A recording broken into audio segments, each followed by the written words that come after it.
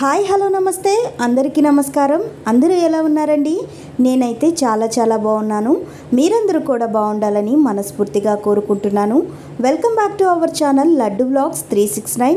So ఇవాల్టి మన video ఏంటంటే, నిన్న మనం చేపలు అయితే తీసుకున్నాం కదండి. సో ఈ చేపలని ఇంటికి తీసుకెళ్ళి నేను ఫ్రై చేద్దాం అనుకుంటున్నాను. సో ఇక్కడ నీట్గా అయితే క్లీన్ చేశాను. ఇంటికి వచ్చిన తర్వాత మళ్ళీ కొంచెం ఉప్పు వేసి నీట్గా కడిగి శుభ్రం చేసుకుంటున్నాను. ఏమన్నా డస్ట్ ఉంటే మొత్తం క్లియర్ అయిపోతుంది. సో ఇలాగా లైట్గా కొంచెం ఉప్పు చల్లుకొని నీట్గా మనం కడిగేసుకుందాం చేపలన్నీ కూడా. సో ఇక్కడ మా అమ్మగారు అయితే క్లీన్ చేస్తున్నారు. చూసారు కదా, అక్కడక్కడ మనకు నల్లగా కనిపిస్తుంది. ఆ నలుపంతా పోవడానికి కొంచెం ఉప్పు వేసి నీట్గా కడిగేసుకుంటే మనకు ఎలాంటి మురికి అయితే ఉండదండి. సో నీట్గా శుభ్రం చేసుకుందాం ఇలాగా ఉప్పు వేసి. సో మా సైడ్ అయితే ఈ జిలేబీ చేపలు పైలెట్లు అని కూడా అంటారు.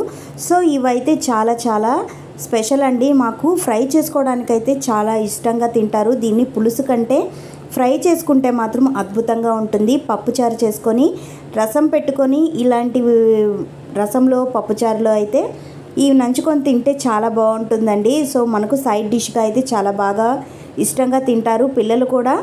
ఎక్కువ ముళ్ళు అయితే ఉండవండి దీంట్లో, ఒకే ఒక ముళ్ళు ఉంటుంది. ఎక్కువ ముళ్ళు ఉన్నాయని కూడా మనం బాధపడాల్సిన అవసరం లేదు, ఎందుకంటే మిడిల్లోనే ఒక ముళ్ళు అయితే ఉంటుంది. సో ముళ్ళులు గుచ్చుకునే బాధ కూడా ఉండదు. సో ఇప్పుడైతే మా అమ్మగారు అయితే మొత్తం క్లీన్ చేసేస్తున్నారు. సో క్లీన్ చేసేసి మనం అన్నీ పక్కన పెట్టేసుకుందాం.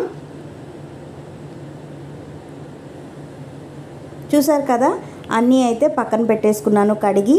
సో ఇప్పుడు నేను ఇన్ని చేపలు ఫ్రై చేసుకొని కొన్ని చేపలు తీసి ఫ్రిడ్జ్లో అయితే పెట్టుకుంటాను. సో ఇక్కడ నేను ఒక బౌల్ తీసుకున్నాను. ఈ బౌల్లో నేను చేపలన్నీ సర్దేసుకొని నాకు ఎన్ని కావాలో అన్ని చేపలు తీసుకొని దానికి మనం ఉప్పు కారం పసుపు అయితే పట్టించేసుకుందాము. సో అప్పుడే మనకు ఎన్ని కావాలన్నప్పుడు అప్పుడు తీసుకొని వెంటనే మనం ఫ్రై చేసుకుంటే ఫ్రెష్గా ఉంటుంది. అన్నిటికీ కారం పూసి పెట్టేస్తే మనకు అంత టేస్ట్ ఉండదు.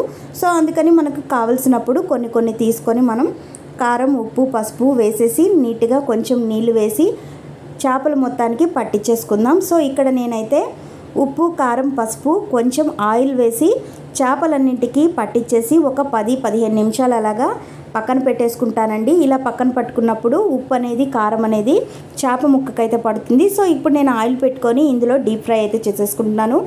నేను ఈ చేపలకి కాంబినేషన్ అయితే పప్పుచారు చేసుకుంటానండి. సో మేము పప్పుల్స్ అంటాము. పప్పుల్స్ చేసుకున్నప్పుడు కానీ సాంబార్ చేసుకున్నప్పుడు కానీ ఈ కాంబినేషన్ అనేది భలే ఉంటుంది. సో వేరుశనగ పప్పు పచ్చడి చేసుకున్నప్పుడు కూడా చాలా బాగుంటుందండి. ఒకసారి మీరు కూడా ట్రై చేయండి. వేరుశనగ పప్పు పచ్చడితో ఈ ఫిష్ ఫ్రై అనేది ట్రై చేయండి. చాలా టేస్టీగా ఉంటుంది. సో మేమైతే ఇక్కడ అంతా రెడీ అయిపోయింది. సో ఇదండి ఇవాల్టి మన వీడియో. మంచి వీడియోస్తో మళ్ళీ మీ ముందుకు వస్తాను. Until then bye. Thank you for watching. Bye.